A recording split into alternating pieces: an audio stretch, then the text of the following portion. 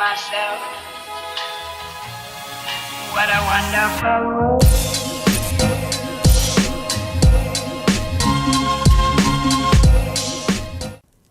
Halo semuanya, selamat datang kembali di Story Film.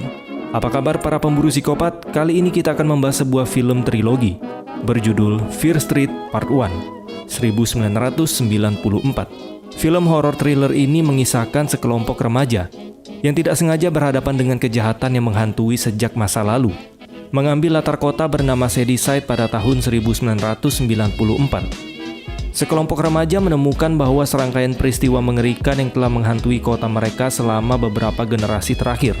Peristiwa mengerikan ini terus terjadi dan ternyata saling berkaitan satu sama lain. Penasaran kan?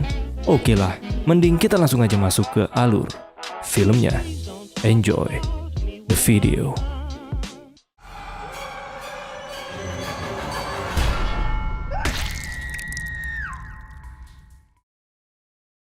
Semua mimpi buruk itu berawal dari pembunuhan massal di sebuah mall. Mulai dari seorang wanita bernama Heather Watkins. Dia merupakan karyawan di toko buku yang dibunuh oleh temannya sendiri bernama Ryan. Tidak hanya itu, Ryan juga membunuh beberapa karyawan mall lainnya.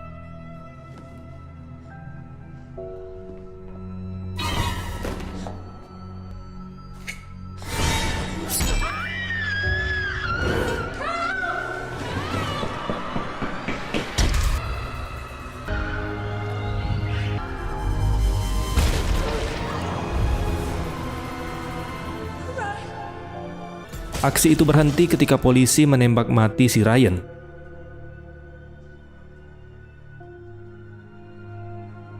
Kemudian kita diperlihatkan sejarah dari kota Shadyside tentang pembunuhan berantai yang ternyata sering terjadi di kota tersebut. Semua media mengaitkan serangkaian pembunuhan berantai tersebut sebagai kutukan dari penyihir bernama Sarah Fier, yang dihukum mati pada 300 tahun yang lalu. Berdasarkan semua tragedi yang telah terjadi, kota Shadyside mendapat julukan sebagai ibu kota pembunuhan di Amerika.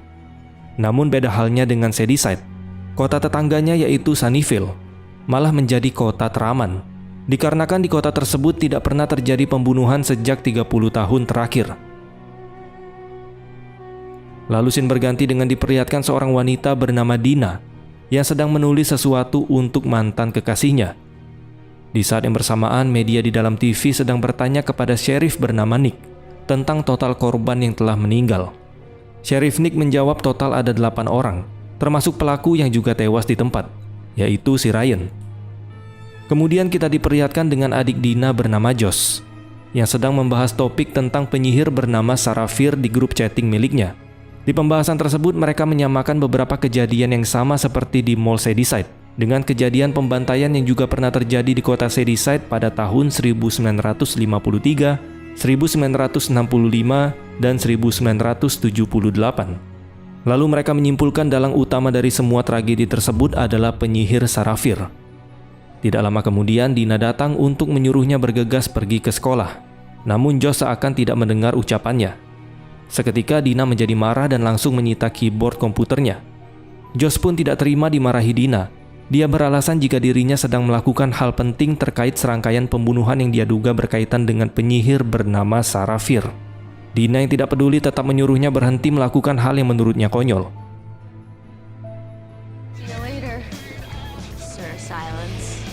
Kemudian setibanya di sekolah, fokus Dina teralihkan ke loker milik Heather, korban di mall sebelumnya, yang ternyata Heather ini satu sekolah dengan Dina. Sesaat kemudian temannya yang bernama Kate datang menghampirinya. Sama seperti Josh, di sini Kate juga menduga jika dalang dari tragedi yang telah terjadi kemarin merupakan ulah dari penyihir Sarah Fier.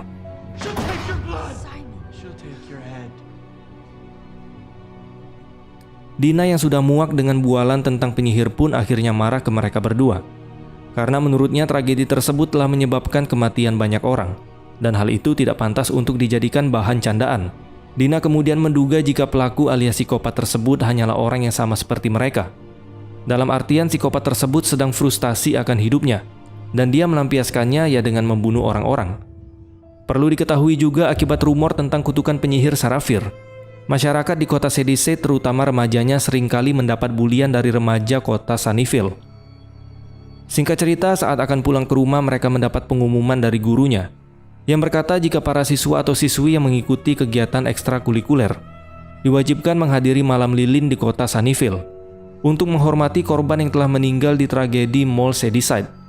Dikarenakan Dina, Simon, dan Kate bagian dari anggota drum band, mereka terpaksa harus ikut ke Sunnyvale bersama dengan para siswa yang lain.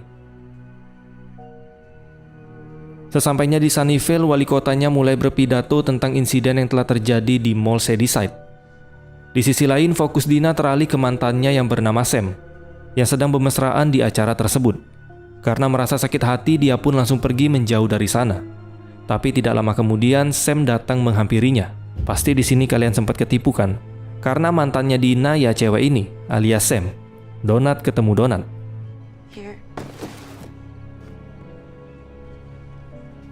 Setelah Sam mengembalikan barang-barang masa lalu mereka, Dina pun pergi meninggalkan Sam. Namun Sam tidak bisa menerima hal tersebut, karena menurut Sam Dinalah yang telah mencampakkan dirinya. Hingga perdebatan antara sesama donat pun terjadi. Sementara itu pacar baru Sam yang bernama Peter mengejek kota Shadyside. Hal itu pun sontak memicu konflik di antara kedua sekolah tersebut. Hingga akhirnya tawuran di antara mereka pun terjadi.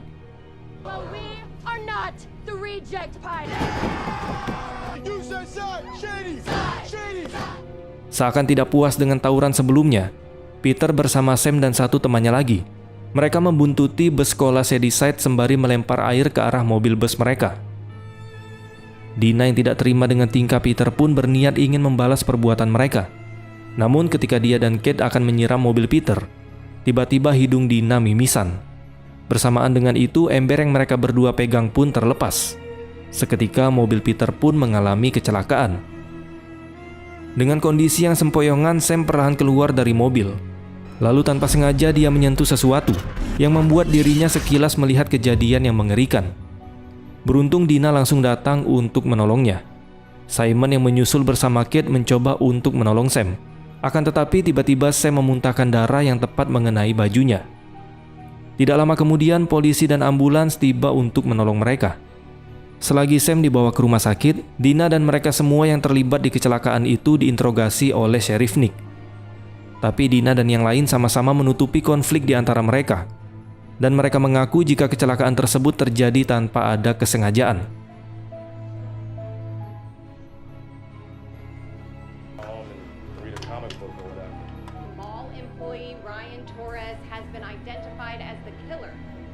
Keesokan harinya di saat Dina sedang menerima telepon, tiba-tiba ada seseorang yang membunyikan bel rumahnya.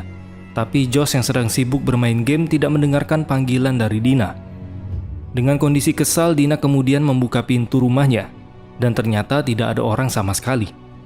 Namun di kejauhan dia melihat pria berkostum tengkorak sedang mengawasinya. Di sini Dina mengira pria misterius itu adalah Peter, pacar barunya Sam, yang masih tidak terima karena mobil miliknya hancur. Yes, I am. Dina kemudian menelpon Kate untuk memberitahukan jika Peter telah mendatangi rumahnya dengan menggunakan kostum tengkorak. Lalu tidak lama setelah dia menutup telepon, terdengar suara kaca yang pecah. Kate bersama Simon pun langsung mendatangi sumber suara. Dan ternyata pria misterius tersebut telah menyelinap masuk ke rumah mereka melalui jendela. Tapi saat Kate mengalihkan pandangan, pria yang diduga Peter itu telah menghilang. Karena merasa Peter sudah sangat keterlaluan, Dina, Kate, dan Simon pun memutuskan untuk pergi menemui Sam dan menanyakan apa tujuan Peter meneror mereka. Sesampainya di sana, Sam yang mendengar perkataan Dina pun langsung membantahnya. Dia beralasan jika Peter dari tadi sedang bersamanya, jadi mustahil Peter bisa mendatangi rumah Dina. Perfect timing, Al. Where's your stupid mask? Stop covering for him. He's a bad guy, Sam. You're out of control. Ketika mereka sedang berdebat, tiba-tiba Peter telah dicocol dari belakang oleh psikopat yang meneror Dina sebelumnya. Itu berarti dugaan mereka salah. Pelakunya bukanlah Peter. Melihat hal itu, mereka berdua langsung bergegas pergi dari sana. Di saat psikopat itu sedang mengejar Sam dan Dina, terlihat ada yang aneh dari psikopat itu, dikarenakan dia hanya melewati Kate, Josh, dan Simon. Akan tetapi ketika psikopat itu bertemu dengan salah satu petugas medis yang kebetulan berada di dekat persembunyian Sam dan Dina, dia malah tanpa segan langsung mencocol leher petugas medis tersebut.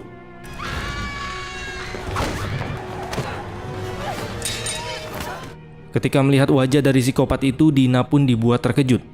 Karena ternyata psikopat itu adalah Ryan, pelaku utama dari pembunuhan Mall Shadyside yang seharusnya dia sudah mati ditembak oleh Sheriff Nick.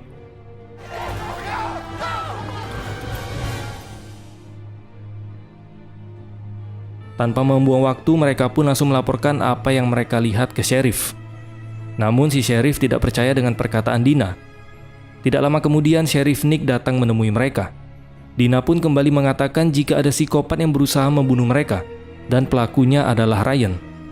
Mendengar hal itu, Sheriff Nick juga tidak percaya karena dia yakin telah menembak Ryan sampai tewas.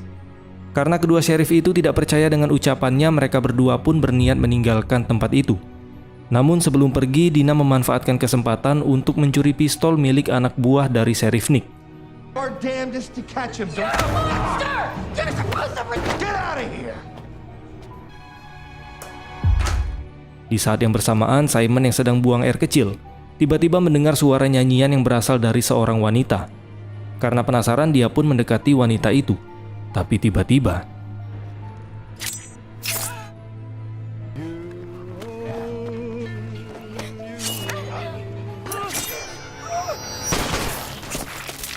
beruntung Dina langsung menembak psikopat betina itu menggunakan pistol yang dia curi dari sheriff sebelumnya. Akan tetapi anehnya psikopat betina itu kembali bangkit, meski peluru telah bersarang di kepalanya. Setibanya di rumah Dina, dia langsung menanyakan identitas dari wanita tersebut kepada Simon.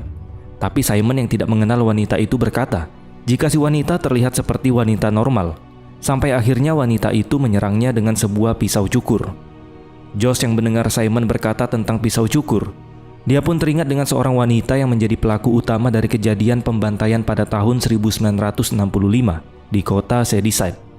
Josh yang selama ini selalu menyelidiki tentang penyihir Sarafir. Dia pun menunjukkan potongan berita di koran yang telah dia kumpulkan selama ini. Wanita yang menyerang Simon itu bernama Ruby Lane. Ruby merupakan salah satu psikopat yang ada di kota Shadyside sama seperti Ryan.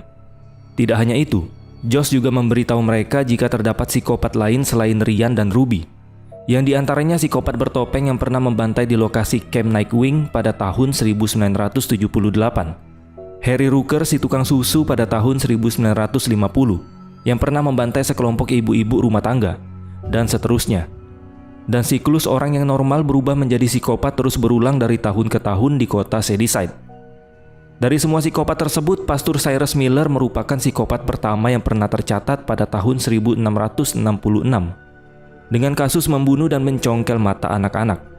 Josh kemudian menduga jika penyihir Sarafir lah yang telah mengubah semua orang itu menjadi psikopat. Dari sini kalian sudah paham kan, kalau kejadian di masa lalu kembali terjadi di masa sekarang. Untuk menguatkan dugaannya, Josh kembali menjelaskan sebuah fakta. Jika pada tahun 1666, Sarafir dihukum gantung karena menjadi seorang penyihir. Sarafir yang murka karena dibunuh, kemudian dia merasuki tubuh orang-orang lalu merubah orang tersebut menjadi psikopat untuk membalaskan dendamnya. Josh kemudian kembali berkata jika Ryan atau psikopat yang tidak bisa mati sebelumnya adalah bukti bahwa kutukan dari Sarafir benar-benar nyata. Mendengar hal itu, Kate pun menjadi bingung, karena menurutnya hal yang berbeda terjadi pada mereka. Karena ada dua psikopat yang seharusnya sudah mati, sekarang malah berusaha membunuh mereka. Sam kemudian menyela Kate dengan berkata, jika pada saat dia kecelakaan mobil sebelumnya, tanpa sengaja dia menyentuh sesuatu yang membuat dia melihat sosok Sarafir. Mereka yang mendengar itu kemudian langsung pergi ke lokasi kecelakaannya.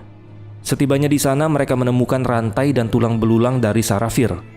Melihat itu, Kate pun menyimpulkan jika Sam telah membuat si penyihir ini marah karena telah mengganggu makamnya. Hal itu pun membuat si penyihir mengirim antek-anteknya untuk memburu mereka. Kemudian untuk meredam amarah dari si penyihir, mereka pun berniat untuk kembali menguburkan tulang-tulang milik Sarafir, sembari meminta maaf kepadanya. Kemudian mereka pun berbagi tugas. Dina mencari kain untuk membungkus tulang. Simon dan Kate menggali lubang, sedangkan Josh akan berjaga di dekat mereka. Di saat mereka semua sedang berusaha mengubur tulang tersebut, Sam yang memegang rantai, hidungnya pun kembali berdarah. Bersamaan dengan itu, dia kembali melihat sosok Sarafir yang berkata, "Itu kamu."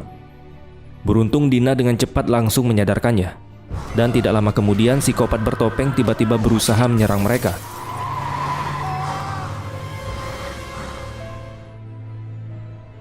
Di dalam mobil, Josh berkata jika psikopat bertopeng itu adalah pelaku yang pernah membantai orang di Camp Nightwing tahun 1978.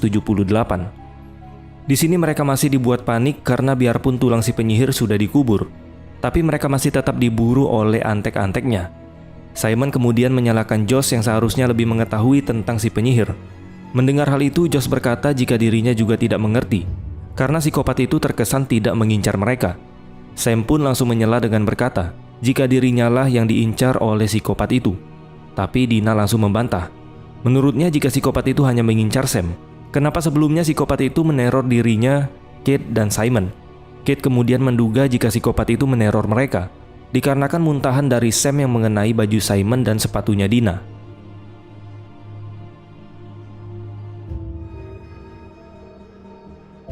Setelah itu mereka pun langsung pergi ke sekolah untuk melakukan dekontaminasi. Ketika telah selesai mengganti baju, mereka pun berencana untuk menjebak psikopat itu menggunakan darah Sam.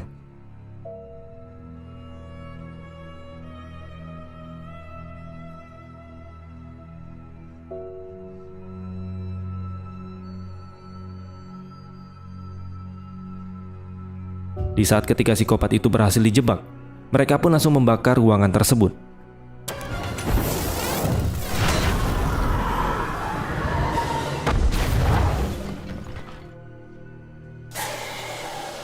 Akan tetapi usaha mereka gagal karena biarpun sudah hangus terbakar, ketiga psikopat itu masih bisa kembali bangkit.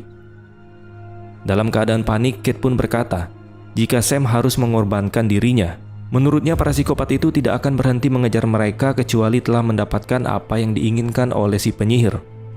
Dalam kasus ini, Sam lah yang diinginkan si penyihir, karena dalam kecelakaan sebelumnya Sam merusak makamnya.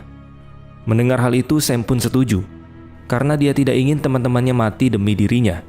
Dia pun beranjak keluar dari ruangan dan membiarkan dirinya dibunuh oleh para psikopat itu.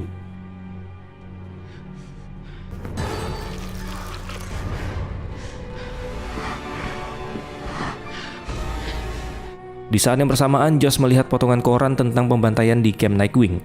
Teringat jika di tragedi tersebut ada seorang wanita bernama Cyberman yang berhasil selamat setelah diburu oleh psikopat bertopeng.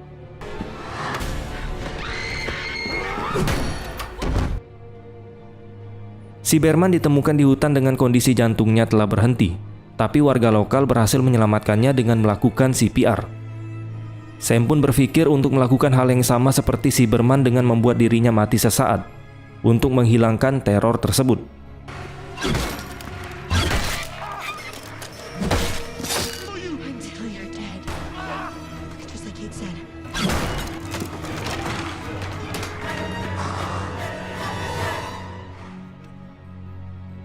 Mereka pun bergegas kabur ke supermarket tempat Simon bekerja. Setibanya di sana, Simon menjelaskan jika beberapa bulan yang lalu keponakannya sempat meninggal akibat meminum obat dengan zat tertentu. Namun keponakannya tersebut berhasil selamat dan hidup kembali berkat CPR yang dilakukan oleh Simon. Kemudian dia menjelaskan ke Sam obat apa saja yang harus diminum agar dia meninggal sesaat. Dan hal yang terpenting ketika obat itu telah bereaksi, mereka harus menyuntikkan epinefrin untuk meningkatkan adrenalin agar Sam bisa kembali dihidupkan.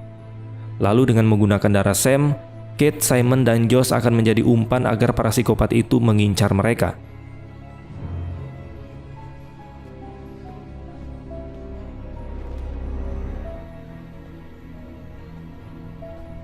Singkat cerita, Dina mulai memberikan obat itu kepada Sam.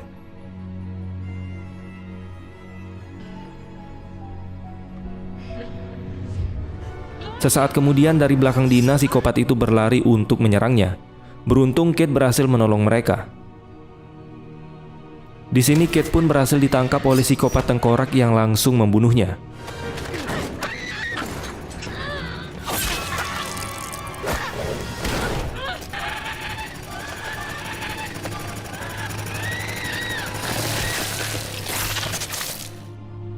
Sementara itu, Dina yang tidak memiliki pilihan lain, dia pun berniat membunuh Sam dengan memasukkan kepala Sam ke dalam akuarium. Di saat yang bersamaan, Simon yang pergi ke gudang ternyata dia telah ditunggu oleh psikopat Ruby. Di tempat lain, Josh bertemu dengan psikopat bertopeng yang langsung menyerangnya.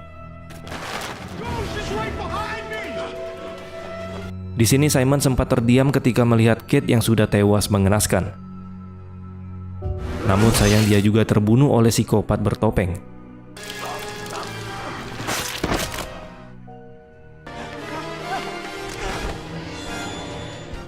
Ketika mereka telah terpojok oleh trio Kopet, Sam kembali melihat sosok si penyihir.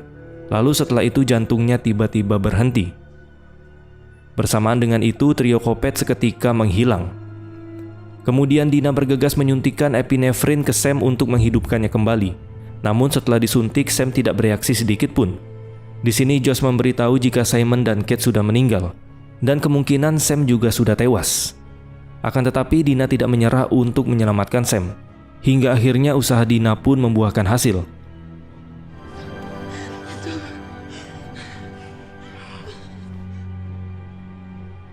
Keesokan harinya mereka diinterogasi oleh Sheriff Nick.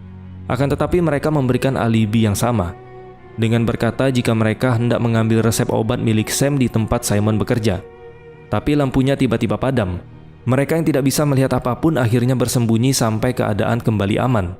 Lalu luka yang mereka terima disebabkan oleh pecahan kaca. Sheriff Nick kemudian memberitahu ke Dina jika Departemen Kepolisian akan menjadikan Simon dan Kate sebagai tersangka utama dari kejadian yang telah menimpa mereka. Mendengar hal itu, Dina pun tidak terima, dan akhirnya dia mengungkapkan jika kejadian yang mereka alami adalah salah satu tragedi yang biasa terjadi di kota Shadyside. Lalu dia meminta Sheriff Nick untuk membersihkan nama baik Kate dan Simon yang telah meninggal. Di saat yang bersamaan, Martin yang melihat Josh di depannya mencoba untuk meminta bantuan agar bisa melepaskan borgol di tangannya. Tanpa diduga, Josh menjatuhkan penjepit kertas di dekat kakinya Martin. Kemudian sebelum pergi, Martin memberikan kartu nama miliknya. Setelah selesai, mereka pun diperbolehkan untuk pulang ke rumah. Berita pun lagi-lagi tersebar tentang pembunuhan yang kembali terjadi di kota Shadyside. Pada malam harinya ketika sedang bersama Sam, Dina mendapat telepon dari Cyberman, korban di Camp Nightwing yang berhasil selamat. Dia berkata jika semua yang dialaminya belum berakhir dan tidak akan pernah berakhir, dikarenakan yang mereka lawan sebelumnya bukanlah si penyihir, melainkan hanya pengikutnya. Dia juga berkata jika si penyihir akan selalu menemukan cara untuk mendapatkan apa yang dia inginkan. Tidak lama kemudian Sam menghampirinya, lalu tiba-tiba Sam mencocol perutnya Dina.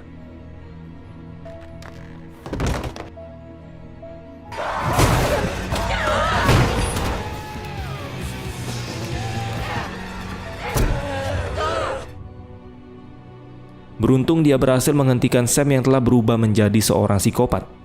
Lalu setelah mengikat Sam, Dina pun memberitahu ke Josh jika Sam telah berubah menjadi psikopat.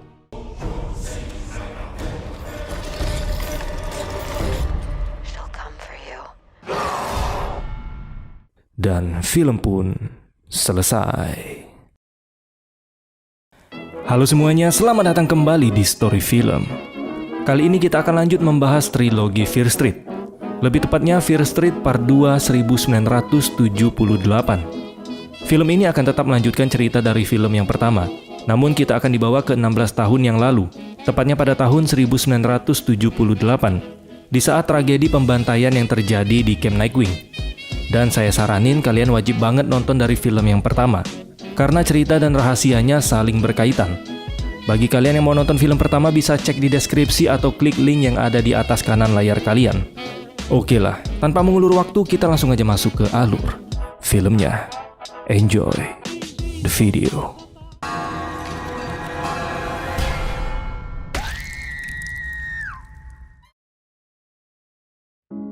Film diawali dengan memperlihatkan beberapa cuplikan scene pada film pertama, yang menuntun mereka ke satu-satunya wanita yang berhasil selamat pada saat tragedi Camp Nightwing di tahun 1978. Wanita itu bernama Cyberman. Kemudian scene beralih ke Cyberman yang sedang menonton berita tentang kejadian yang dialami oleh rombongan Dina sebelumnya. Dan ternyata Simon dan Kate tetap dijadikan tersangka utama dari tragedi tersebut. Tidak lama dari itu terdengar suara alarm, yang rupanya setiap melakukan kegiatan di rumah, Cyberman selalu membuat alarm, mulai dari makan, mengunci pintu, bahkan untuk memberi makan anjingnya. Setelah selesai memastikan semua terkunci, dia pun tertidur di sofa. Akan tetapi sesaat kemudian ada seseorang yang mengetuk pintu rumahnya.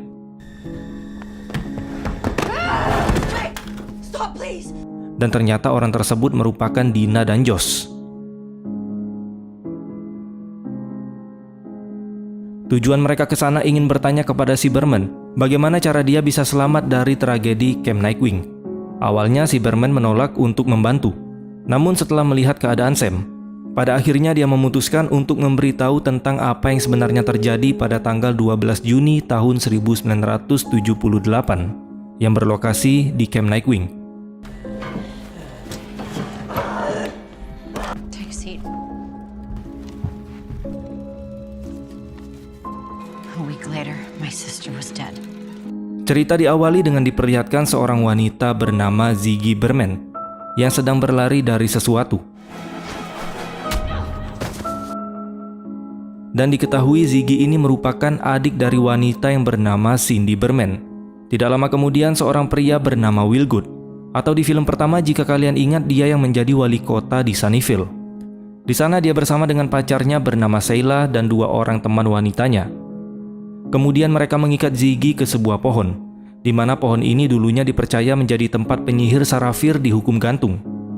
Alasan keempat remaja ini menangkap Ziggy dikarenakan mereka menuduh Ziggy telah mencuri uang $10 milik Sheila. Setelah itu dia memantik korek api untuk membakar lengan Ziggy. Beruntung sesaat kemudian saudara Will yang bernama Kurt dan juga Nick yang menjadi sheriff di film pertama, mereka datang untuk menghentikan perbuatan Will, Sheila dan kedua temannya. Namun setelah mendengar penjelasan dari Sheila, Kurt langsung mengeluarkan Ziggy dari Camp Nightwing. Mendengar hal itu, Ziggy pun tidak terima karena dia tidak merasa telah mencuri uang tersebut. Nick kemudian menahan Ziggy sembari dia menyarankan Kurt untuk melupakan masalah yang telah terjadi. Menurut Nick, jika Kurt tetap bersikeras mengeluarkan Ziggy dari camp ini, maka luka bakar yang diterima Ziggy akan menjadi pertanyaan, dan pastinya hal itu akan berdampak buruk untuknya. Mendengar hal itu, Kurt pun setuju untuk melupakan masalah yang telah terjadi. Ketika Ziggy akan kembali ke camp, Nick yang menyusul menyarankan ke Ziggy untuk memeriksa luka bakarnya ke perawat Lynn, yang merupakan satu-satunya perawat di camp tersebut. Akan tetapi Ziggy terlihat mengabaikan Nick yang menurutnya hanya berpura-pura bersikap baik kepadanya.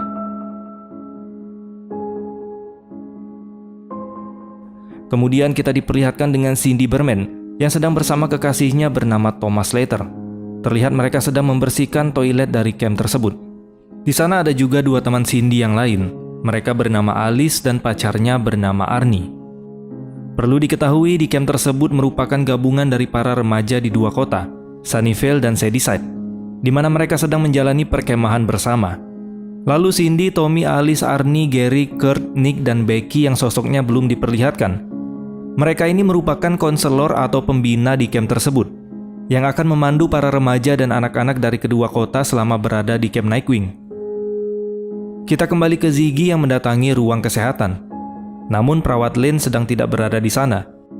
Dia pun tanpa sengaja melihat sebuah buku diari milik perawat Lynn. Di buku diari tersebut berisi potongan koran tentang remaja yang menyilet teman-temannya sendiri, dan di sebelahnya terdapat gambar tentang penyihir. Ketika sedang fokus melihat buku tersebut, dia pun dibuat terkejut oleh perawat Lynn yang tiba-tiba menegurnya. Ziggy pun langsung mengalihkan pembicaraan dengan berkata jika dirinya terluka dan butuh perawatan. Mendengar hal itu, perawat Lynn pun mulai mengobati luka Ziggy. Sembari diobati, Ziggy bertanya tentang tanda penyihir yang dia lihat sebelumnya. You know about my daughter, right? Ruby Lane. She killed herself that night too. Dari penjelasan yang disampaikan oleh perawat Lynn, di sini akhirnya kita mengetahui ternyata psikopat Ruby Lane yang di film pertama itu adalah anaknya, yang digosipkan masyarakat jika dia sudah dirasuki penyihir Sarafir untuk melakukan pembunuhan keji terhadap teman-temannya sendiri. And sometimes that reason is justified. Hurting me? Sometimes it is good. Nurse Lane! I can't believe you guys used to be friends. Ziggy...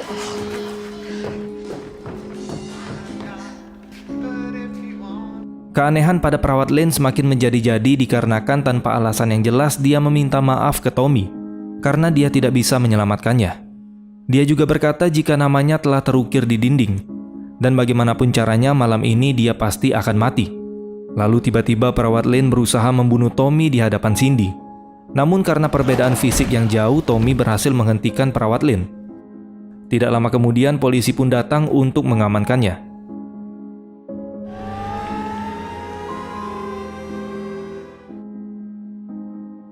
Singkat cerita, pada malam ini mereka akan melakukan persiapan untuk bermain perang warna. Terlihat Kurt sangat bersemangat memberikan arahan untuk anak-anak dari kota Sunnyvale. Namun berbeda dengan Tommy yang terlihat melamun karena dia merasa ada hal yang aneh pada tubuhnya. Do not let them anywhere near this. 3 defenders by this all the time. All right? And who's the jailer? Tommy! Sesaat kemudian Cindy pun menyadarkan Tommy dan dia langsung menanyakan keadaannya. Tapi Tommy berkata jika dirinya baik-baik saja. Dia hanya merasa sedikit sakit di bagian kepalanya akibat diserang perawat Lynn sebelumnya. Setelah memastikan keadaan Tommy, Cindy mengajaknya ke ruangan UKS. Di sana dia menemukan botol obat yang tinggal setengah dan tidak memiliki merek. Cindy menduga obat tersebut adalah narkoboy yang menjadi penyebab perawat Lynn bisa menyerang Thomas. Mereka juga melihat tanda iblis di buku diari milik perawat Lynn. Ketika sedang membaca isi dari buku diari tersebut, tiba-tiba terdengar ada suara kaca yang pecah. Tommy pun langsung mendekati sumber suara tersebut. Melihat Alice yang tiba-tiba datang, Cindy pun menanyakan tujuannya. Alice menjawab jika dirinya juga mencari hal yang sama seperti yang dicari oleh Cindy dan Tommy, sambil dia melirik ke arah botol obat milik perawat Lynn. Karena dia juga menduga jika di dalam botol tersebut adalah narkoboy.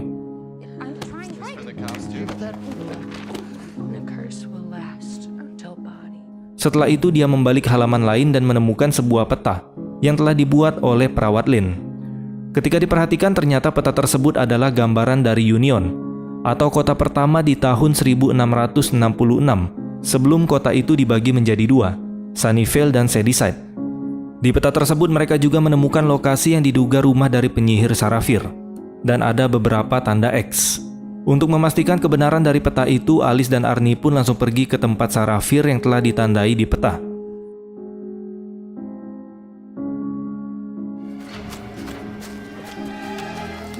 Watch your step. Sesampainya di sana, Alice menemukan sebuah lubang yang tidak hanya satu.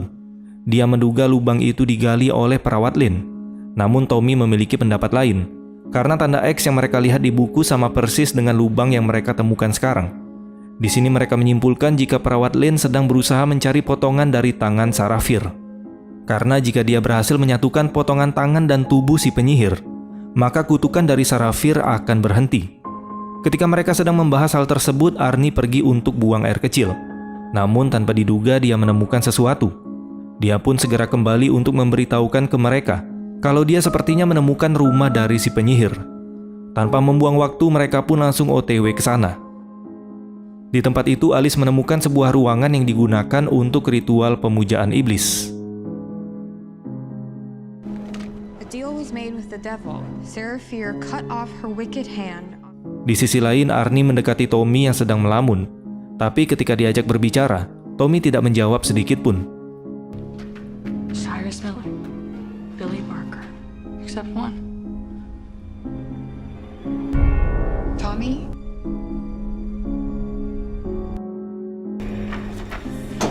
Tommy? Kemudian tanpa alasan yang jelas, Tommy mengambil kapak yang tergantung di dekatnya. Lalu tiba-tiba, Tommy?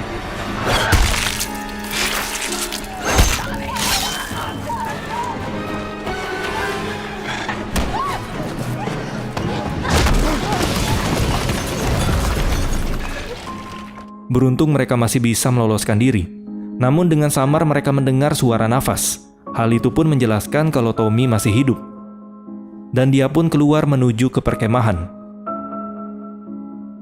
Sedangkan di perkemahan terlihat Nick sedang membantu Ziggy untuk membalas perbuatan Sheila dengan menjebaknya di toilet yang penuh dengan kecoa.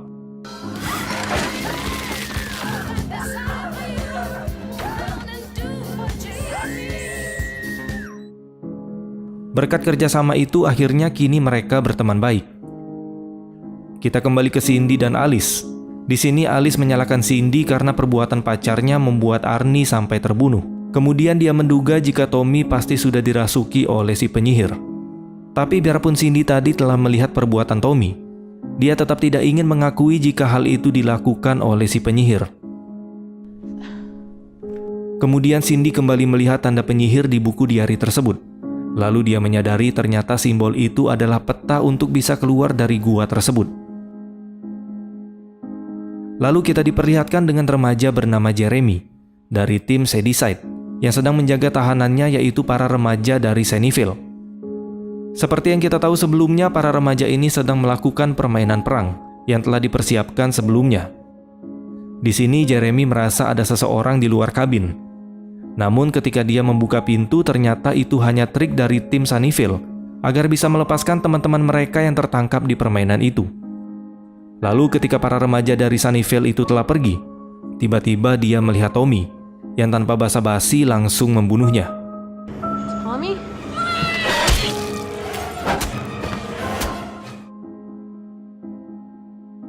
Di sisi lain, Ziggy dan Nick yang mulai merasakan benih-benih cinta terbawa suasana. Dan akhirnya, ya kalian tahulah. And everything's shit. No, maybe you're right.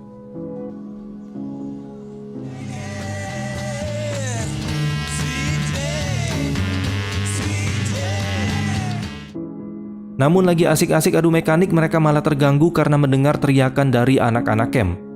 Merasa ada sesuatu yang terjadi, mereka pun langsung menuju ke sumber suara. Dan di sana mereka dibuat terkejut ketika melihat Jeremy sudah tewas mengenaskan. Kembali lagi ke Alice dan Cindy yang masih terjebak di dalam goa. Di sini mereka menemukan sebuah lorong yang dipenuhi lalat. Dan tepat di bawahnya terdapat gumpalan daging yang hidup dan berdenyut. Alice yang penasaran kemudian meletakkan tangannya di atas gumpalan daging itu. Lalu tiba-tiba dia melihat kilas balik di saat para psikopat sedang membunuh para korbannya. Di saat yang bersamaan, Ziggy, Gary, dan Nick berusaha mengumpulkan semua remaja yang ada di camp. Dikarenakan Cindy tidak berada di sana, Ziggy pun berniat untuk mencarinya. Akan tetapi Nick langsung menahannya dengan berkata jika dia dan Gary yang akan mencari Cindy dan yang lain. Stay here, okay? Ketika Nick sudah pergi, temannya Sheila menanyai keberadaan dari Sheila. Sontak Ziggy pun langsung teringat dengan Sheila yang sebelumnya dia kunci di toilet. Dikarenakan Nick telah pergi, Ziggy pun terpaksa pergi sendiri untuk menjemput Sheila di toilet itu. Namun ketika dia masuk, Sheila langsung menyerangnya. Ziggy pun tidak tinggal diam, hingga akhirnya dia berhasil membuat Sheila pingsan. I heard shouting. What's going on? Did you hear that? Dan ketika Ziggy membuka penutup kakus itu, dia pun heran karena melihat Cindy dan Alice berada di bawah sana. Cindy? Counselor Tommy.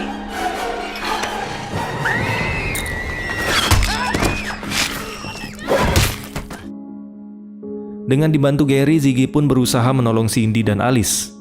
Tapi tidak lama kemudian Tommy pun datang dan langsung mengayunkan kapaknya yang tepat mengenai leher Gary.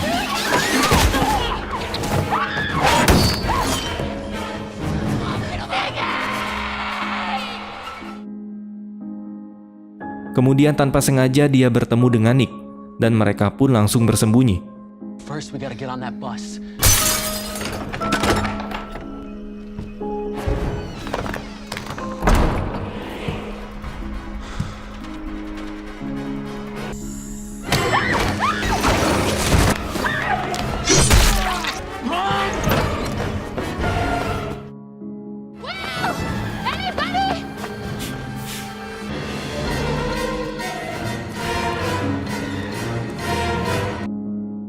Di sisi lain, Cindy telah sampai di penghujung lorong yang tepat berada di ruang makan. Tapi sayangnya lubang yang mengarah keluar tertutup oleh terali besi. Kita kembali lagi ke Ziggy. Di sana dia mencoba untuk mengalihkan perhatian Tommy dengan menyalakan radio.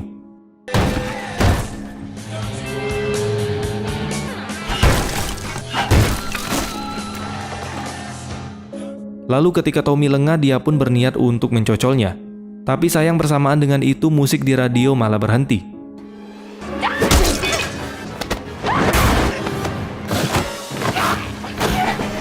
Meskipun dia berhasil mencocol tubuh Tommy dan menutup kepala Tommy dengan karung, tapi tetap saja Tommy terus berusaha menyerangnya. Cindy yang mendengar teriakan Ziggy pun langsung berusaha membobol terali besi tersebut. Ketika berhasil, dia langsung menolong adiknya.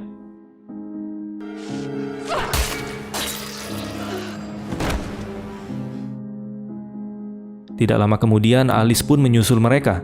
Di sini Alice memberitahu jika dia berhasil menemukan potongan tangan dari si penyihir Sarafir. Mereka bertiga pun berniat mengakhiri kutukan si penyihir dengan menyatukan kembali tangan Sarafir dengan tubuhnya. Namun di saat Ziggy menyentuh tangan tersebut, hidungnya tiba-tiba berdarah. Lalu seketika dia melihat sosok Sarafir yang penuh dengan amarah. Bersamaan dengan itu, satu persatu psikopat keluar dari gumpalan daging yang berada di dalam goa. Tidak hanya itu, Tommy pun ikut kembali bangkit dari kematiannya. Di sini Ziggy, Cindy, dan Alice masih belum menyadari kalau para psikopat telah bangkit untuk membunuh mereka. Sampai ketika Tommy kembali datang dan langsung mencocol tubuh Alice. Mereka pun kembali berusaha melawan Tommy hingga akhirnya mereka berhasil melepaskan kepala Tommy dari tubuhnya. Tidak lama kemudian, satu persatu psikopat legend dari kota Shadyside keluar untuk memburu mereka. Mengetahui hal itu, Cindy langsung mengajak Ziggy pergi ke pohon tempat Sarafir dihukum gantung untuk menggali makamnya agar bisa menyatukan tangan Sarafir ke tubuhnya. Namun sayangnya mereka malah tidak menemukan tubuh Sarafir di sana, sedangkan para psikopat sudah berada di dekat mereka. Di saat mereka telah terpojok, Cindy pun menyuruh Ziggy untuk segera melarikan diri selagi dia menahan para psikopat itu. Tapi lagi-lagi percuma saja, karena Tommy dengan mudah mengalahkannya. Sedangkan Ziggy berhasil ditangkap salah satu psikopat itu. Hingga akhirnya Cindy dan Ziggy menjadi bulan-bulanan para psikopat.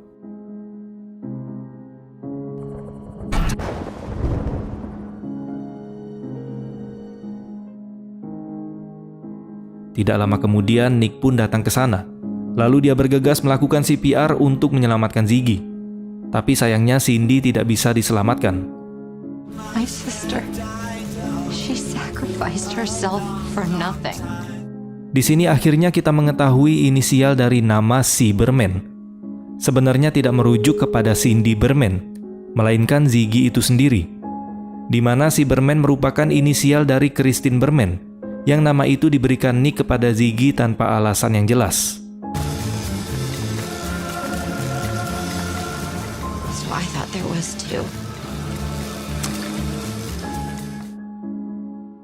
Setelah mengetahui semua cerita dari Ziggy, Dina dan Josh pun bergegas pergi ke pohon tempat Sarafir dihukum gantung untuk mengambil tangan Sarafir yang dikubur oleh Ziggy dan Cindy sebelumnya. Dan ternyata pohon itu berada di dalam Mall Shadyside, tempat Ryan membunuh di film yang pertama. Lalu setelah mengambil potongan tangan dari Sarafir, dia kembali bergegas mendatangi tempat di mana mereka menemukan jasad tubuh Sarafir, yaitu di lokasi Sam mengalami kecelakaan di film yang pertama. Dan ketika dia menyatukan potongan tangan tersebut ke tubuh Sarafir, tiba-tiba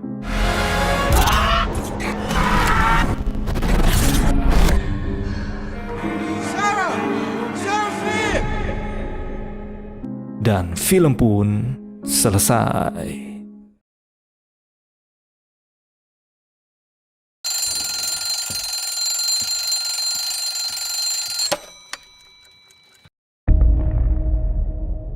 Who are you? Nick, good. Nice to meet you.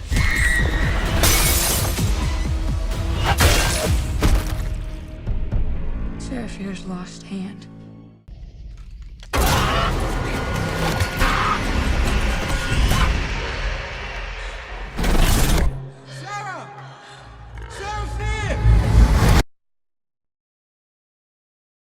Halo semuanya, selamat datang kembali di Story Film.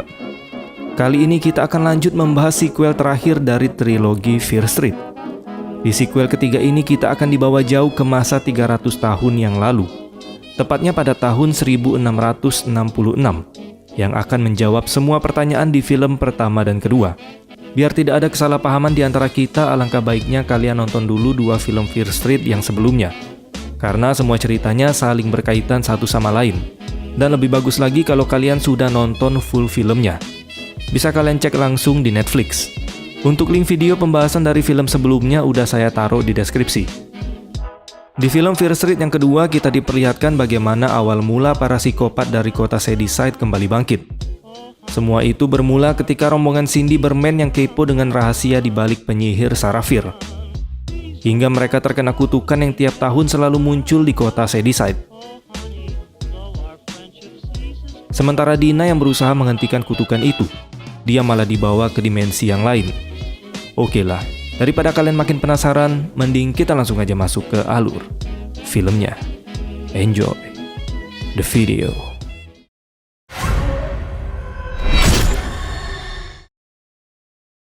Film berawal ketika Dina masuk ke dimensi tahun 1666, Dan tiba-tiba dia menjadi sosok Sarah Fier. Selain dirinya, Josh di sini tetap menjadi adiknya, tapi dengan nama Henry. Tidak hanya Josh, pemeran pada film pertama dan kedua juga memerankan karakter yang berbeda. Dimulai dari Kate yang bernama Lizzie, Simon bernama Isaac, Ziggy bernama Constance, Cindy bernama Abigail, Sam bernama Hannah, Tommy bernama Thomas, dan terakhir Sheriff Nick yang bernama Solomon. Jadi untuk penyebutan nama kita akan ikutin sesuai dengan timeline di tahun 1666.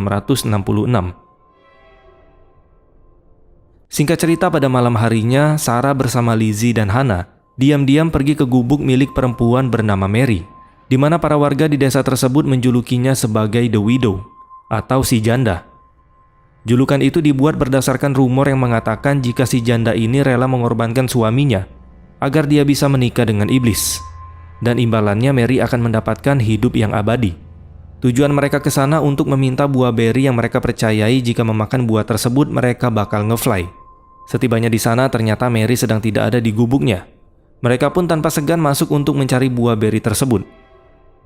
Namun ketika Hannah dan Lizzie sedang sibuk mencari buah beri, tanpa sengaja Sarah malah menemukan sebuah buku misterius yang berisi tentang perjanjian dengan iblis.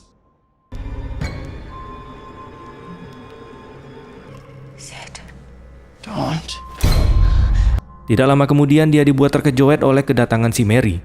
Namun bukannya marah, si Mary malah mengingatkan Sarah agar dia berhati-hati dengan iblis yang hidup di buku tersebut, karena sekarang iblis itu sedang mengawasi Sarah. Dan jika dia tidak berhati-hati, maka sang iblis akan melahap jiwanya dari dalam. Lalu setelah itu Mary mengusir mereka semua dari sana. Selanjutnya Sarah, Hannah, dan Lizzie mendatangi sebuah pesta yang dibuat oleh para remaja di desa Union tanpa sepengetahuan dari orang tua mereka. Di sini Lizzie membagikan buah beri tersebut kepada Isaac dan Abigail.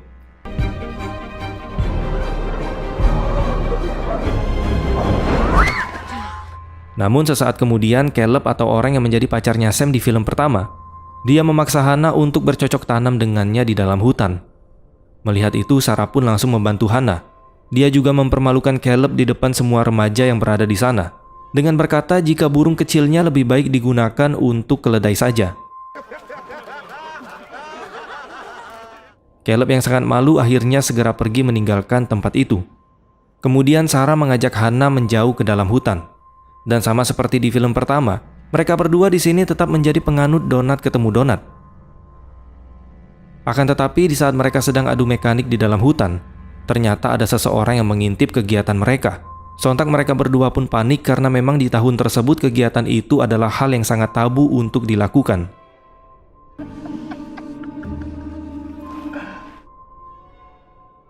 Mary boy, time to eat! Mary boy! Sarah? There's something wrong with my father. Keesokan harinya tanpa sengaja Hannah melihat ayahnya yang sedang berbicara sendiri di dalam kamarnya. Dia pun langsung memberitahukan hal itu ke Sarah. Hannah menduga jika ayahnya sedang dirasuki oleh iblis. Namun di sini Sarah tidak mempercayai hal mistis. Dia pun berkata jika ayahnya Hannah butuh pengobatan. Dia juga akan membantu Hannah berbicara dengan sang ibu. Akan tetapi Hannah langsung menolak tawaran dari Sarah, dikarenakan ibunya sudah tahu kelakuan perdonatan di antara mereka. Oleh sebab itu, ibunya melarang Hannah untuk bergaul dengan Sarah lagi. Tidak lama kemudian, ibunya Hannah pun pulang ke rumah, dan hal yang dia takutkan pun akhirnya terjadi. Di sini ibunya Hannah langsung mengusir Sarah dari sana, sembari berkata, "Tuhan tahu siapa kamu. Sebaiknya kau meminta pengampunan kepada Tuhan." Lebih parahnya lagi, kejadian tersebut juga dilihat oleh semua warga di desa tersebut, yang membuat dirinya kini dicap sebagai orang yang terkutuk. Setibanya di rumah, ternyata ayahnya juga tahu kelakuan lagi bete yang dilakukan oleh si Sarah. Di sini ayahnya merasa sangat bersalah karena telah mendidik Sarah layaknya seorang laki-laki, yang menyebabkan dia memiliki kelainan seksual. Kemudian dari sini keanehan pun mulai terjadi di sekitarnya. Dimulai dari makanan di rumahnya yang tiba-tiba membusuk, bahkan ada ulat di gandum yang dia bawa. Kemudian Henry juga memberitahu jika babi miliknya memakan anak-anaknya sendiri, yang membuat dia terpaksa membunuh induk babi tersebut.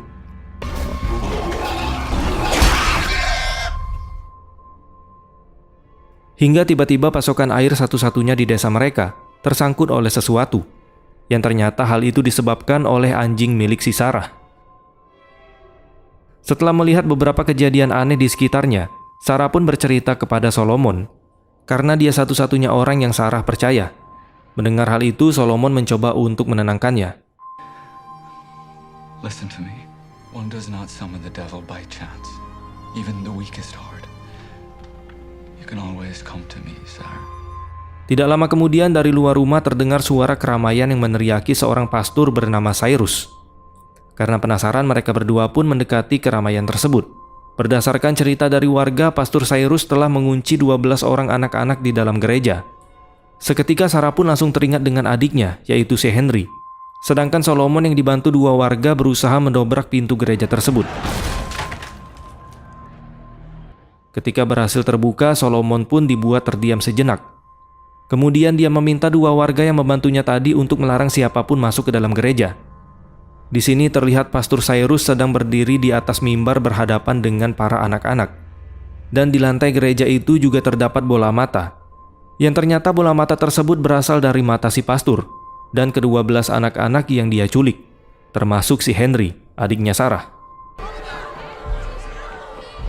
Sarah yang melihat keadaan adiknya pun merasa sangat terpukul. Lalu tanpa dia sadari, Pastor Cyrus mendekatinya dan berniat ingin membunuh Sarah. Beruntung Solomon langsung mencocol Pastor Cyrus sampai akhirnya dia pun tewas.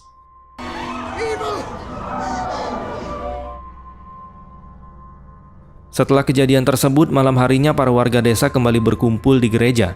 Berbagai macam teori dan spekulasi keluar dari setiap warga. Mereka berasumsi jika si pastor telah dirasuki iblis yang sengaja dipanggil oleh penyihir agar desa mereka mendapat kutukan. Tidak hanya itu, mereka juga berasumsi jika si penyihir pasti sedang bersembunyi di desa ini. Namun di sini Solomon kurang setuju karena para warga hanya bisa berteori tanpa memiliki bukti. Lalu tiba-tiba Caleb berkata, jika dirinya memiliki bukti tersebut. Ternyata bukti yang dia maksud adalah pemutar balikan fakta. Di saat dia dipermalukan oleh Sarah dan Hana di pesta sebelumnya, dia menuduh jika Hana dan Sarah telah bercocok tanam dengan iblis di tengah hutan. Padahal itu hanya hoaks yang disebarkan Caleb untuk balas dendam ke Sarah dan Hana. Dan ternyata banyak yang percaya dengan hoaks tersebut, sehingga Hana dan Sarah pun dicap sebagai penyihir oleh semua warga desa. Seketika Hana dan Sarah yang dari tadi mengintip pembicaraan mereka pun menjadi panik, karena mereka sudah dianggap sebagai penyihir. Akan tetapi ketika mereka berusaha lari, Hana berhasil tertangkap dan langsung dibawa ke gereja untuk mendapat hukuman.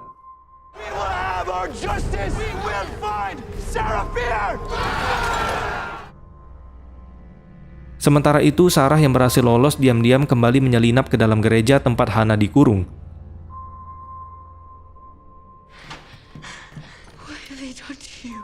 Di sini Hana berkata kepada Sarah jika besok pagi dia akan mendapat hukuman gantung. Mendengar hal itu, akhirnya Sarah membuat keputusan. Dia pun berniat menemui Mary, alias si janda, untuk membuat perjanjian dengan iblis melalui buku misterius yang dia lihat di dalam gubuknya Mary. Di sini dia juga berjanji bahwa dia pasti akan menolong Hana.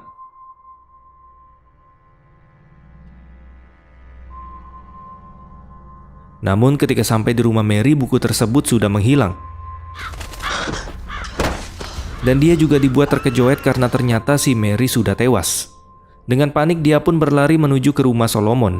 Sarah kemudian menceritakan tentang Mary yang dia temukan tewas di dalam gubuknya. Sarah menduga jika Mary dibunuh oleh seseorang yang juga menginginkan buku misterius tersebut. Dia juga menduga jika orang yang membunuh Mary merupakan orang yang telah membuat perjanjian iblis dengan imbalan nyawa dari para warga desa. Tidak lama kemudian, para warga yang sedang mencari keberadaan Sarah pun mendatangi rumahnya. Solomon pun langsung menyuruh Sarah untuk bersembunyi, sembari dia berusaha untuk mengusir para warga dari rumahnya. We're looking for Sarah Fear. There's no one here but me. Akan tetapi ketika sedang bersembunyi, tanpa sengaja dia menemukan diagram penyembah iblis. Dan dia juga melihat buku milik si Mary sudah berada di sana. Di sini Sarah akhirnya menyadari jika orang yang telah membunuh Mary dan membuat perjanjian dengan iblis ternyata Solomon itu sendiri. Solomon yang menyadari jika perbuatannya telah diketahui oleh Sarah. Dia pun berusaha untuk membenarkan dirinya. Solomon berkata hanya dengan 1 jiwa dia bisa mendapatkan semua yang diinginkan. Namun Sarah membantahnya. Dia berkata bukan 1 jiwa yang dikorbankan, melainkan semua anak-anak yang ada di desa tersebut, termasuk adiknya si Henry. Di sini kita juga mengetahui kalau Pastor Cyrus menjadi psikopat akibat perjanjian yang telah dibuat Solomon dengan si iblis. Cyrus Miller. Meski begitu, Solomon masih berusaha mengajak Sarah untuk menjadi pengikutnya. Karena menurut Solomon, Sarah sama seperti dirinya. Tapi Sarah tetap tidak setuju dengan pendapatnya. Dan di saat Solomon lengah, Sarah langsung mencocol perutnya dengan pisau yang dia bawa.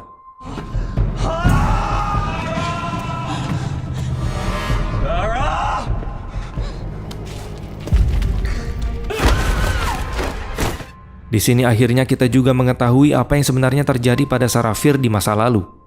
Ternyata tangan yang terpisah dari tubuhnya adalah perbuatan dari Solomon yang berusaha membunuhnya.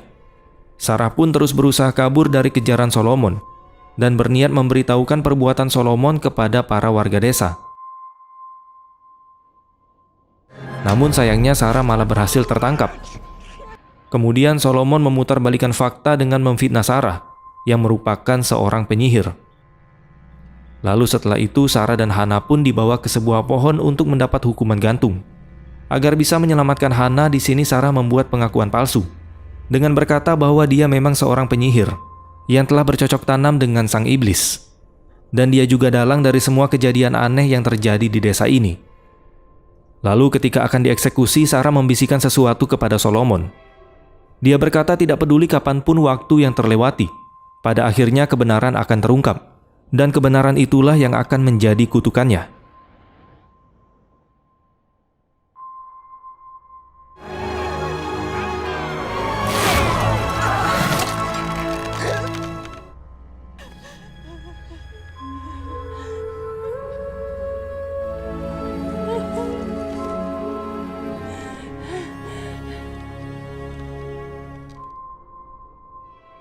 Di sini kita juga akhirnya mengetahui alasan dan siapa orang yang telah memindahkan makam dari Sarafir. The truth shall be your curse. I will show them what you've done.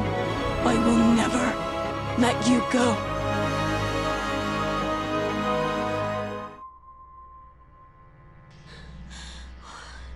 Kemudian kita dibawa kembali ke masa sekarang. Akhirnya Dina mengetahui semua fakta dari rumor kutukan yang ada di kota Shadyside. Sesaat kemudian Sheriff Nick juga tiba di sana. Tanpa membuang waktu, Dina pun langsung bergegas mengajak Josh kabur dari Sheriff Nick. Dia memberitahu ke Josh bahwa sebenarnya nenek moyang dari Sheriff Nick lah pelaku dari semua ini, yang membuat warga di kota Shadyside menjadi seorang psikopat. Kemudian di saat Sheriff Nick lengah, mereka berdua mencuri mobil milik Sheriff Nick untuk kembali ke rumah Ziggy Berman. Di dalam perjalanan, Dina kembali menjelaskan ke Josh jika dirinya telah dibawa Sarafir ke masa lalu. Dina juga menjelaskan jika sebenarnya Sarafir itu tidak bersalah. Dan ternyata nama-nama yang tertulis di batu yang kita lihat di film sebelumnya, mereka merupakan tumbal yang dilakukan oleh setiap keturunan dari keluarga Solomon. Dikarenakan setiap generasi dari keturunan Solomon akan mewarisi perjanjian dengan iblis tersebut. Atau kata lainnya, perjanjian tersebut tidak akan terputus sampai keturunan yang berikutnya. Jadi setiap nama yang tertulis di batu akan menjadi psikopat dan membunuh orang-orang untuk dijadikan tumbal perjanjian dengan si iblis. Semakin banyak psikopat itu membunuh, maka semakin cepat keinginan dari keturunan Solomon akan tercapai. Dan itulah mengapa setiap tahun di kota Sunnyvale semakin makmur, sedangkan kota Shadyside semakin terpuruk dari tahun ke tahun.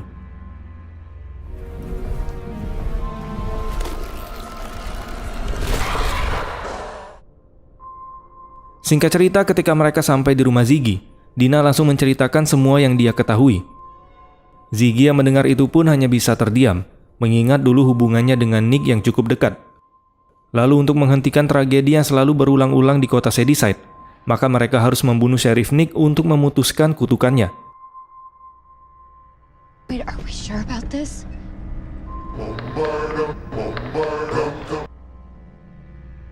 Singkat cerita, mereka pun menemui Martin. Jika kalian lupa, Martin ini merupakan office boy di Mall Shadyside yang kita lihat di film pertama. Di sini Martin menjelaskan sistem pintu yang ada di toko mall tersebut. Berdasarkan pengalaman mereka di film pertama, para psikopat tersebut akan memburu targetnya berdasarkan aroma darah. Yang dimana sekarang Dina adalah target selanjutnya dari para psikopat itu. Di sini mereka berencana mengurung para psikopat yang tidak bisa mati itu menggunakan umpan dari darahnya Dina. Mereka juga berencana akan menggunakan pistol air di mana air yang telah dicampurkan dengan darah Dina akan mereka tembakkan ke tubuh Sheriff Nick. Secara otomatis nanti para psikopat itu akan berusaha membunuhnya. Setelah semua persiapan selesai, mereka pun langsung bersiap di posisi masing-masing. Tapi tidak lama kemudian mereka dibuat terkejut oleh salah satu rekan Sheriff Nick yang langsung menodongkan senjata ke mereka berdua. Di sisi lain, Josh dan Dina juga berhasil ditemukan oleh rekan Nick yang kedua. Meski Dina meminta izin ke Sheriff itu untuk menjelaskan situasi mereka sekarang, namun Sheriff itu tidak peduli. Di saat yang bersamaan ketika Sheriff yang sebelumnya sedang melaporkan temuan mereka ke pusat, tiba-tiba psikopat Harry Rooker atau si tukang susu yang membantai sekelompok ibu rumah tangga pada tahun 1950. Dia langsung membunuh Sheriff yang menodong Ziggy dan Martin. Sheriff kedua yang mendengar suara teriakan langsung menghampiri sumber suara tersebut. Akan tetapi dia hanya mengantarkan nyawa. Ya iyalah, namanya juga psikopat abadi. Sementara itu Martin yang belum pernah bertemu dengan psikopat terlihat sangat ketakutan. Mereka pun kembali bergegas kembali ke posisi yang telah mereka siapkan. Hingga akhirnya mereka berhasil menjebak 4 psikopat itu.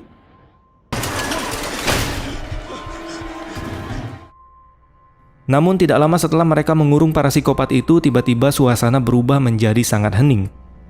Ziggy yang menyadari jika itu adalah tanda dari kedatangan Nick. Dia pun langsung berdiri di depan pohon tempat Sarah dihukum. Ziggy, what are you doing here? Lalu ketika Sheriff Nick tepat berada di depannya, Ziggy menarik tali untuk menjatuhkan ember yang berisi air campuran darah Dina yang tepat mengenai tubuh Sheriff Nick. Bersamaan dengan itu, Dina, Josh, dan Martin langsung membuka pintu toko tempat para psikopat itu dikurung. Namun tanpa mereka duga, Sheriff Nick berhasil menangkap Ziggy, yang otomatis air dari ember tersebut juga menempel di tubuhnya Ziggy.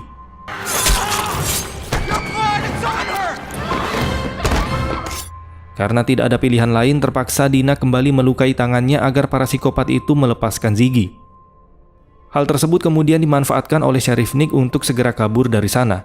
Josh pun langsung menyuruh Dina untuk bergegas mengejarnya. Sedangkan dia, Ziggy, dan Martin akan berusaha menahan para psikopat itu. Ketika sedang mencari Sheriff Nick, sekilas dia teringat jika ventilasi yang berada tepat di bawah kakinya merupakan lorong yang menuntunnya ke ruangan tempat Sheriff Nick dan seluruh generasi keluarganya melakukan ritual perjanjian dengan iblis. Di saat yang bersamaan, Josh mendapatkan sebuah ide untuk membuat para psikopat itu saling menyerang dengan cara menyemprotkan pistol yang bercampur darah Dina ke tubuh para psikopat itu, agar mereka saling menyerang satu sama lain.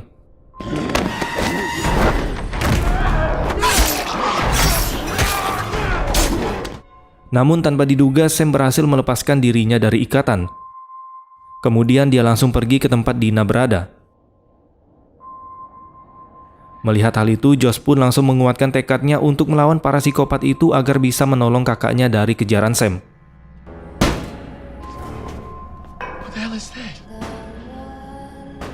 Ruby.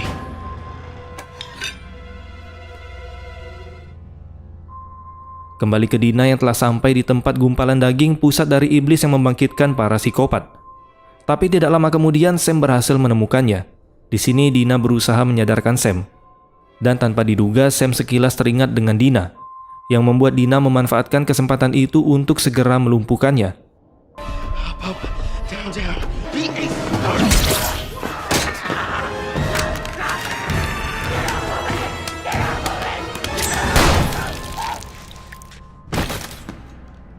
That's one.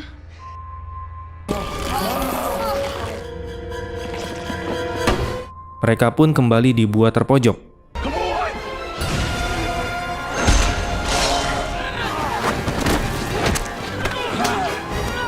Sheriff Nick yang merasa dirinya telah menang dengan bangga berkata ke Dina, jika Dina nantinya akan dijadikan pelaku yang telah membunuh adik dan teman-temannya. Dengan itu para warga akan memberikan Sheriff Nick medali karena telah menyelamatkan kota Shadyside. Namun tanpa disangka Dina berhasil membuat Sheriff Nick menyentuh gumpalan daging tersebut. Seketika dia mendapat flashback dari semua yang telah terjadi. Dia juga melihat semua korban yang telah mati tepat berada di depan matanya. Dina pun langsung mengambil kesempatan dengan mencocol mata Sheriff Nick menggunakan pisau. Bersamaan dengan itu para psikopat yang mengepung Josh, Ziggy, dan Martin pun menghilang.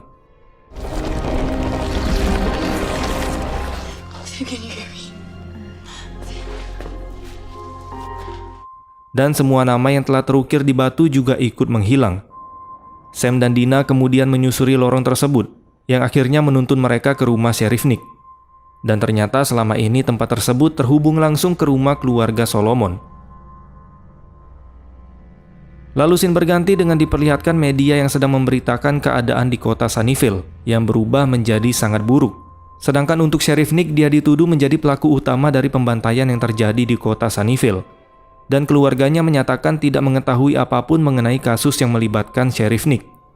Di sisi lain, Ziggy menemui perawat Lynn.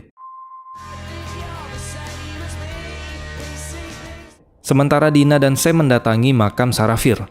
Di sini mereka berdua berterima kasih ke Sarah, karena berkat dirinya mereka berdua masih bisa hidup sampai sekarang.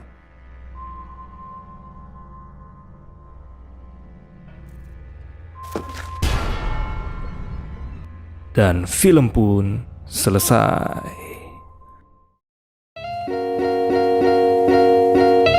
Ending yang sangat memfitnahkan. Sekarang semua pertanyaan sudah terjawab. Sarah Fier yang selama ini dituduh sebagai penyihir ternyata dia sama sekali tidak bersalah. Malahan orang yang selama ini dianggap baik dialah pelaku yang sebenarnya. Memang kata-kata pepatah itu benar adanya. Fitnah lebih kejam daripada pencocolan.